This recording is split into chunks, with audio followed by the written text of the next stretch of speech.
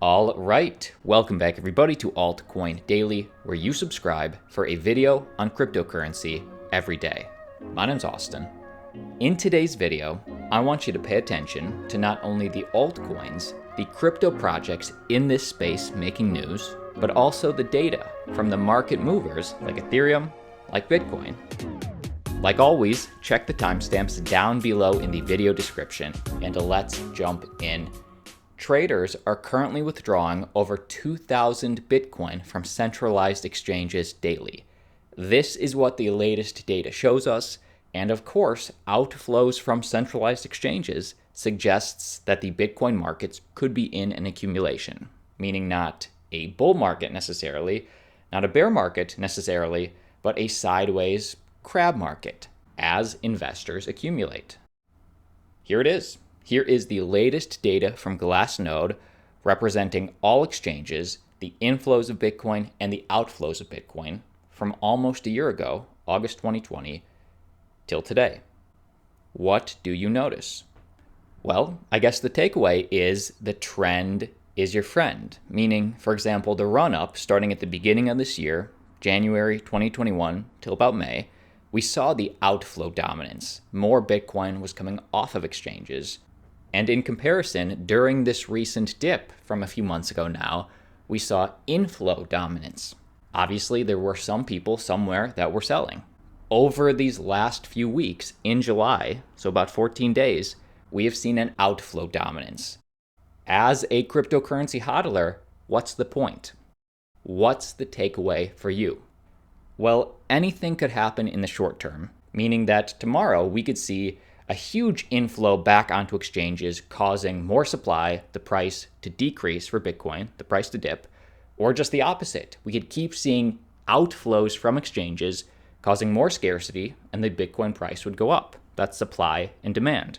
So I'm saying that short term anything could happen, but the bigger takeaway is obviously the trend. The trend is your friend, which we saw in the run-up at the beginning of the year with outflow dominance, which was then broken with a dip, with relief in the market with a little inflow dominance, and now the outflows from exchanges have started again. Give me your thoughts down below in the comment section.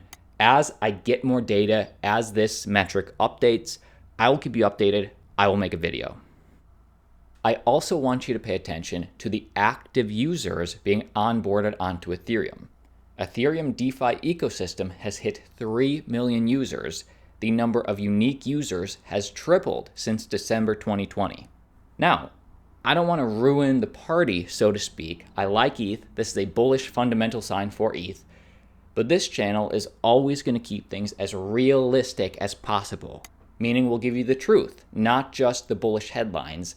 And this headline, after further research, is a little bit more bullish than the actual data suggests. Let me explain. Here is the chart from Dune Analytics that headline was referencing. As you can see, explosive user growth for Ethereum. Even in this recent dip, it doesn't seem that the unique users have dipped at all. It seems the network just continues to grow. But while the headline calls this unique users, we can see that this is actually just unique addresses, and any person can have multiple unique addresses for themselves. So when they say users, it actually means unique addresses. Since a user can have multiple addresses, the numbers below are overestimates. I hope that makes sense. Give me your thoughts down below. It's bullish, but it's not outrageously bullish, and this channel will always tell you. But check this out. I personally pay more attention to metrics for Ethereum like this because I believe it paints a much clearer picture on where the ETH network is going. DeFi activity is picking up again on Ethereum. The percent of ETH circulating supply locked up in DeFi protocols has recovered from the June drop. Currently, over 9 million Ethereum, about 7.78% of the circulating supply, has been deposited into DeFi applications.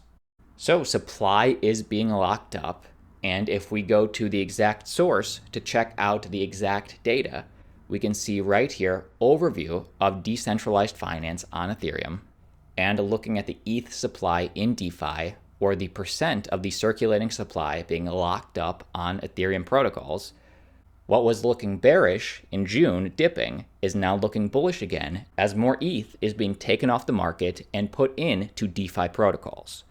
Bullish. If you're an ETH holder, this is bullish.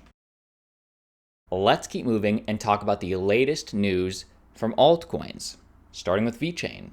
The World Artificial Intelligence Conference, WAIC, has officially indexed VTrust built on Vechain as an innovative frontrunner of blockchain application in 2021.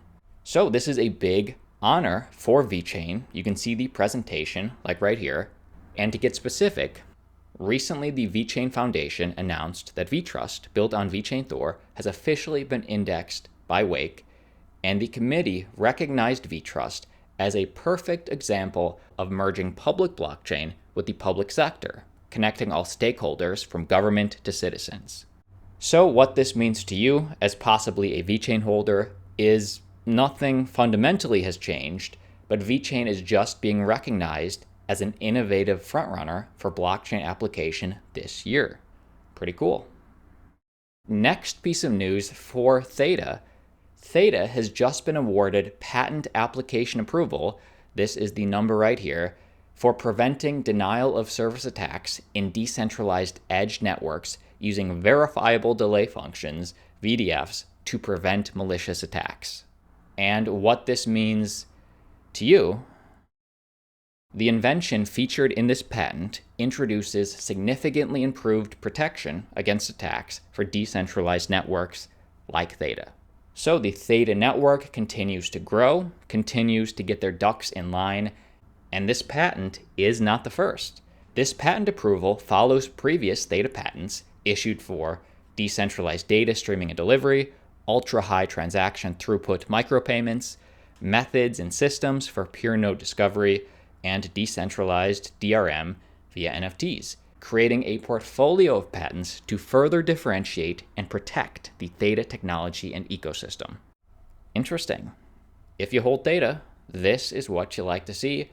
As we get more updates, as I get more information, I'll keep you updated. Next piece of news for all EOS holders. As you know, EOS, at least the company behind EOS, Block 1, is launching their own exchange called Bullish, valued at over $9 billion, and it is going public, just like Coinbase. Here's a little insight onto what to expect from Bullish, from EOS, from the cryptocurrency exchange chairman, Brendan Bloomer. Watch this. Brendan, I suppose many of our viewers would love to know how a company like Bullish goes about getting a $9 billion valuation, especially given the platform that you do offer right now. Where are the biggest sources of revenue coming in from, and how do you essentially make sure that you are long-term profitable, and what do those timelines and those targets look like? Yeah, so Bullish will be going into the, or entering the public markets roughly the same time we'll actually be releasing the live product. So a large portion of that balance sheet, or that valuation that you see in the news headlines, is balance sheet driven.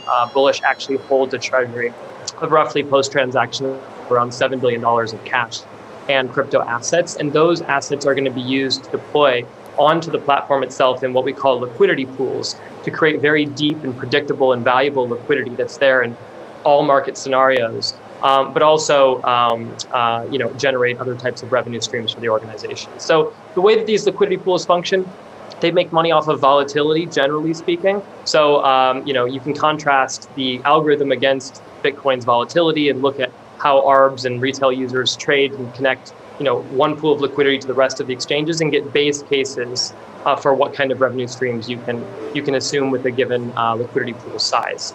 So we think that we can generate meaningful revenue in short order, but we have, because of just on an abundance of caution, we're always very careful in the public markets and the SPAC market. Since we're pre-launch, we haven't put out concrete projections and are allowing people to draw their own conclusions based off of our planned business model.